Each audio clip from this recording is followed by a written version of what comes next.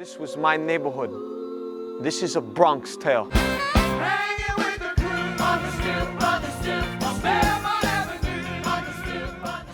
A gente vai conversar agora com o Nick Cordero, que está estrelando no musical A Bronx Tale. Nick, thank you so much for, again, for the tour and for taking the time to do this interview. It's my pleasure. Happy to have you. Now, tell me a little bit about A Bronx Tale. What made you get involved in this project? I was at the Tony Awards in 2014, and the broadcast was just about to start, and I was a little nervous, having just done a matinee, and rushed over to the theater. And right before the lights went down, Tommy Mottola, who is the lead producer for A Bronx Tale, tapped me on the shoulder and said, I just wanted to introduce myself. I'm Tommy Mottola, and I just wanted you to know we're doing A Bronx Tale, the musical, and we'd like you to play Sonny. We'll be in touch. And then the lights went down immediately after he walked away, and I lost to Tony, but I got a job at the same time. But that's like, I think the actor's dream when you don't have to audition for a role. Yeah, absolutely. I mean, there was a workshop and an out-of-town production before we got to Broadway, but so there was definitely some growing phases for the show, but it's a great part that sort of came to me, which was a blessing. Sonny is the boss of the neighborhood, so he definitely at one point in his life made a choice to live that way, and he definitely is someone who likes the finer, luxurious things. He likes money, he likes, somewhat of a more wild lifestyle, less conventional than Lorenzo, who plays Clojo's father. But I think as he's gotten a little older, maybe he has gotten wiser and he's softened maybe a little bit and has sort of looked back on the decisions he's made in his life with some amount of regret. And I think that he's very aware of the burden that he has taken on, and the older he gets, the heavier that burden is. And I think he sees in Calogero an opportunity to redeem himself, sort of show this boy a darker side of life, just so that he's aware of, the choices he's making. But he definitely encourages him to, walk toward the light as opposed to the dark. So, it's interesting. It's a really rich character. It's an opportunity to play a gangster, but to add humanity and, dimension to him. A gangster with a heart, basically. Yeah, absolutely. This is such an interesting show because it's based on a film, and I know the two previous musicals you work on, Waitress and Bullets Over Broadway, were also based in films. How much do you prepare with that original material for?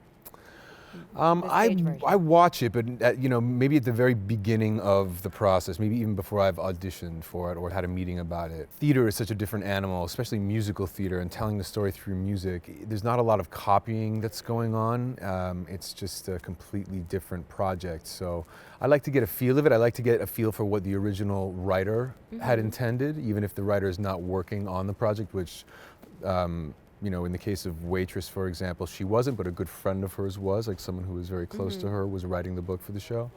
So it's great to have people who are involved in the original telling of the story in the film, involved in the stage version as well. It's invaluable. But even they are aware of the change that has to take place to have it project to a theatrical audience. So I would say that it's good source material, but I watch it once and then we get on with our own thing. It's a different language also. It's almost like a different audience, a different feel to it. Absolutely. And we've, in the case of this show, we did an out of town in a theater that was much bigger in New Jersey at the Paper Mill Playhouse. So even bringing it to Broadway, there was a change in how we presented things and staged things, and we had to accommodate for, less wing space. And it's always changing. It's an organism. How long exactly did it take for this musical to make it from, the idea to actually being on stage? About 2 years, yeah. I was with it for about 2 years from beginning to when we opened the show here. Which is not a long time for Not a long time, no. Broadway show. No, some shows take 8 years, and rewrites, and some do multiple out-of-town productions, and, it's a long road to Broadway, that's for sure. And how do you feel about being now on Broadway with this show that you pretty much was involved from? I love it. I love it. You hope to get to this place, when you're working on it. There's so many things that could go wrong at any time. You never know what's going to happen, say politically, that could change, what people want to see, how they react to certain things you're doing. So you just have to, be confident in the material, be confident in the people you're doing it with. We have some of the best performers in the world on our stage. So it's a dream come true. We have a lot of Broadway debuts in this show, so that was really exciting opening night to see them go through that process. It doesn't happen every day, so we feel really blessed to be here, and we're very thankful that an audience has come to see us as well. Now, you mentioned about the Broadway debuts, and you're a veteran in this industry to the point that you already got a Tony nomination, Drama Desk, right? Nomination, yeah. Nomination yeah. as well. That's, considering how big this industry is and how many people are trying to make it, that's kind of a big, well, not kind of, it is a big step. You have recordings with your voice on. What would be your not suggestion, but advice to people who are starting out in the career? It sounds hokey, but stick at it. Really just stick at it and pay attention to what makes you unique, which I don't know if you went to a theater school like I went to, it was what they would try and stamp out of you. But just pay attention to what makes you an individual and just push that really hard. And listen to the voice in your head and just keep on going, because you never know. I was 35 years old when I got Bullets Over Broadway, and I was in courses to take real estate. I was in the middle of a career change because nothing was happening or not enough was happening. And so if you love it and it's what you have to do, then just do it. Don't do anything else. This marks Robert De Niro's directorial debut, and I think he's like probably one of the most intimidating people to deal with. I cover Tribeca, and I had the chance to see him very closely. I was like, oh my God. Yeah. How was working with him? It was great. I actually found him very, he has a very gentle way about him when you speak to him. He's very, looks you in the eye and makes sure to shake your hand and hug you. And he was very aware that this was his first time, and Jerry Zaks, who was co-directing with him, has done this numerous times, 4 Tony Awards. So he was, he sort of interjected where he felt he could be of use, and he really was. I mean, it was great having him around. He, as you know, directed the film. The film was his directorial debut as well. So to have him around and bring a cinematic perspective to what we were doing was invaluable, because it's a very, to tell this kind of story through music, you run the risk of floating off into the air and becoming Guys and Dolls, you know what I mean? Like, you don't want to be, not that there's anything wrong with Guys and Dolls, it's just not this story, We wanted to represent the people who are coming to see it, because people from the Bronx would be our audience. So it's about people and families that are still around. People come and they know or knew the people that we're talking about. So we wanted it to be authentic, and Bob was, he really brought an authentic flavor to the project. The composer is Alan, who is not only a Broadway legend, but a Disney composer.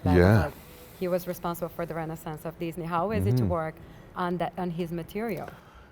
It's incredible. I mean, it's, when I first became aware of this project, I was playing Chaz as a gangster in Bullets Over Broadway, and so there was a part of me that was, I was a little hesitant, just because I was literally doing not the same thing, but outwardly it looked like the same thing.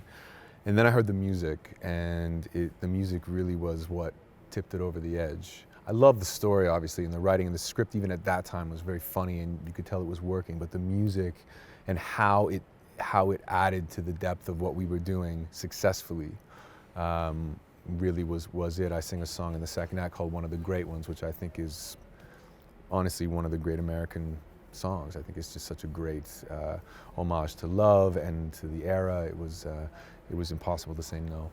It's a great song and also a great scene overall, because the lyrics are very smart as well. Yeah, it's a scene that everyone remembers from the movie, the door test, which if you don't know, you take a girl on a date and you let her in the car and you lock both doors before you do, and if on your way to your side of the car she hasn't reached over and unlocked your door, then dump her, because she's selfish. And what you're seeing is just the tip of the iceberg. So that's the famous door test, and many relationships have been made and lost. There's a lot of people at the stage door who turn to their wives and say, we're married because you passed the door test. And she'll be like, what? I had no idea. Well, I know the audience cracked up. The night I was watching, that was the moment everybody stopped and laughing It's out just loud. a great moment, and it's written so well in the film, and it's written well here, but to have it intertwined with such a great song by Alan Menken and Glenn Slater it's a treat to do every night. being from Canada and playing such an iconic Bronx character, how do you identify with that role? Maybe not necessarily identify. I suppose that I understand him. You know, I understand him. You know, it's he's a man who lives with duality. I think, you know, there's a light and dark side to him, as there is in all of us. But I think in him, he's been a little toward the dark side more than some, and I can relate to that a little bit. And he's learned from it, and you know, so it's, yeah, I understand the character. And as far as the accent and the mannerisms are concerned, I watched a lot of those films growing up. Accents have always been something that are fascinating to me, and the clothes don't hurt either. I mean, I get to wear some amazing suits designed by William Ivy Long and Gilberto Designs, who are some amazing suit makers here in town. And well, we actually interviewed William Ivy Long for the show. Oh, you did? We did. Okay, Yeah, so we you've met had a whole William. yeah. William is a legend in the Broadway community and a dear friend. And it's every time I get to work with him, I'm excited. I'm very excited because I know I'm going to look very, very good. I was going to say that's the safe bet. It's like, you know, that's you right. look great. Oh yeah, that's it. That's it. The clothes actually they do help the character. That's for sure. This is not the easiest job on earth, right? It's 8 shows a week. You have to show up no matter what. For example, today there was a huge snowstorm, and there'll still be an audience. Yeah, there will still be an audience. You know, the show must go on is always. You know, it's it sounds like an old-fashioned saying, but it's true. You know, but we love it. You know, it's not. Yeah, sometimes it's easier than others. You know what I mean? Sometimes you're tired, and sometimes the weather's terrible, or you're not feeling so well, but you have to go and do it anyway. You know, yeah, the show must go on. It's a blessing to be on Broadway. You know, we're getting to tell a great story here in one of the best theaters in the world, in one of the best theater communities in the world, maybe the best. So it's an honor. And what is the best thing about this theater community? Or this industry? What is? I think that a few things. It's very supportive of each other. You know, everyone really supports each other, and I think, you know, deep down wants each other to do well, and also that we push each other. You know, and we push each other to tell good stories. And I think, you know, the reason that Broadway is under such scrutiny by critics and by you know patrons is that there's an expectation that Broadway is relevant and is telling the stories that are important to what's going on in the day and in the age, and I think that's important. I think that's historical. Okay, so my last question is, if you could, you know, in your words, what is Broadway? Broadway is. What is Broadway? Broadway is inspiration. Well, thank you so much. Nice to meet you. Nice Thank to you for meet coming. you. Thank you so much. Pleasure.